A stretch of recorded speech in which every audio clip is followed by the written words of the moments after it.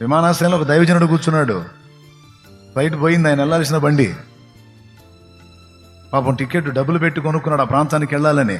Flight jump నేను పోయేసరికి ఆయన ఏం టెన్షన్ పడలా.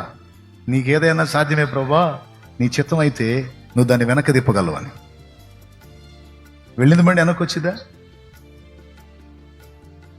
నిజం, నమ్మండి నమ్మకపోండి మీ ఇష్టం అని జరిగింది.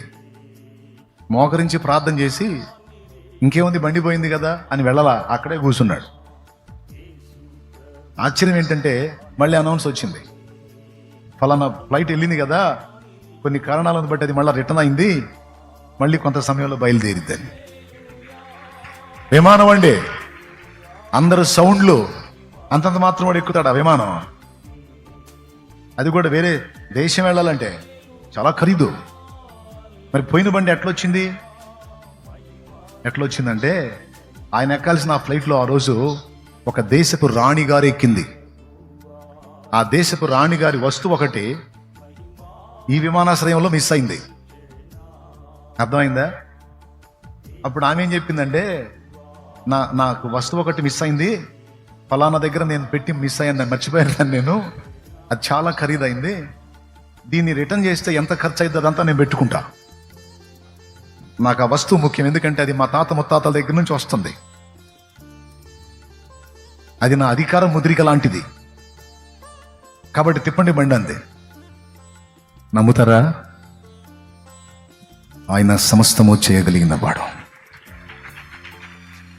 దైవజనుడు అక్కడే కూర్చున్నాడు అండి. రోషం గల దేవుడు పోయిన బండిని వెనక్కి తెచ్చి లైన్లో పెట్టాడు. ఇప్పుడు చెప్పండి, రాణిగారు వస్తువు ఎందుకు పోయింది? అసలైనా రాణిగారు ఆ రోజు ఎందుకు ఎక్కింది? తన దాసుడి కోసం రాజుల్ని, రాణుల్ని, వాళ్ళ వస్తువుల్ని కూడా వాడుకొనగలిగిన సమర్థుడు నా దేవుడు. చిన్న విషయం ఇది. ఇందులో దైవజనుడికి ఏమన్నా ఉందా? ఎంత పని చేశాడో చూడు. దైవజనుడు దర్జాగా కూర్చొని ఛాయ్ తాగాడు, మరి డ్రింక్ తాగాడు.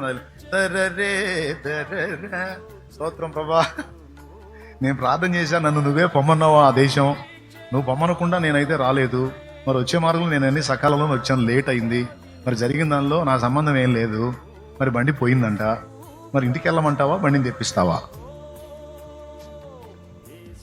వాళ్ళ విశ్వాసం వేరండి.